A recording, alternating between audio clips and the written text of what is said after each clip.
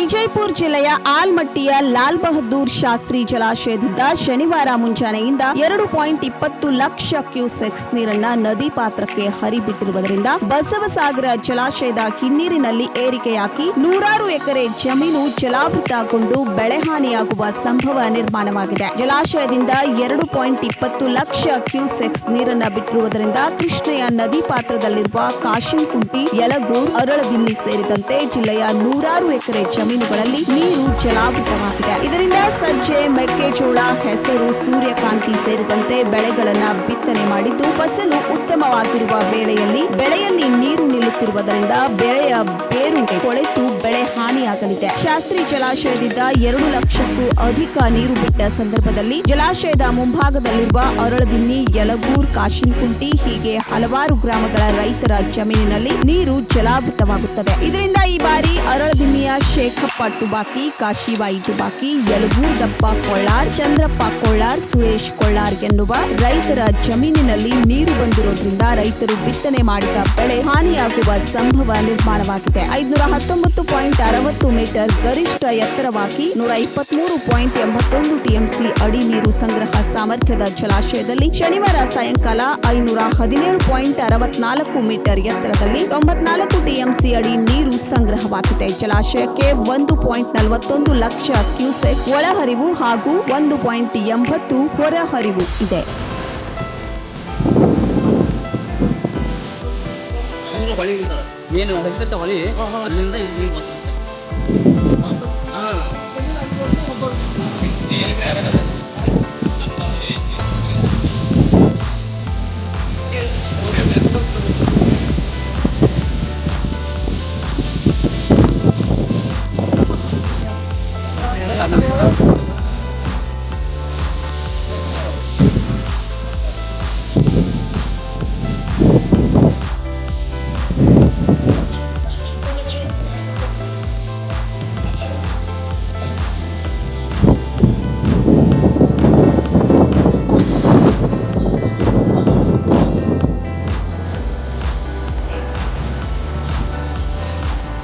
ಸ್ವಲ್ಪ ಇಲ್ಲಿ ಸರ್ ನಿಂದ್ರತ್ತೆ ನೀವು ಬರೋಬ್ಬರಿ ಇದ್ದಾರೆ ಸರ್. ಹಾಂ ಸರ್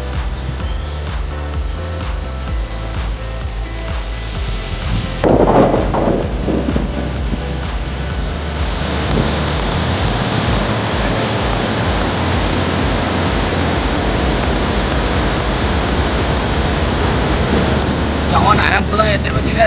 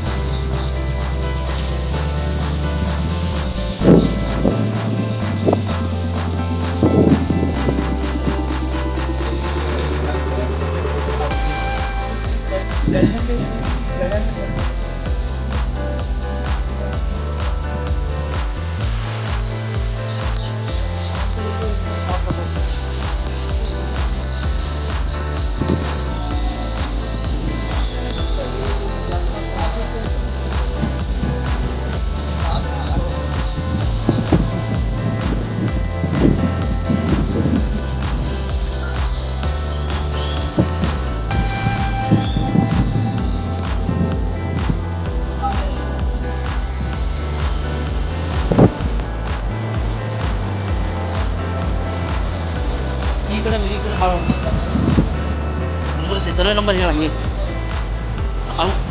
ಆಗುತ್ತೆ. ಈಗ ಹೋಗೈತೆ ಹೋಗೈತೆ ಮತ್ತೆ ಸುರೇಶ್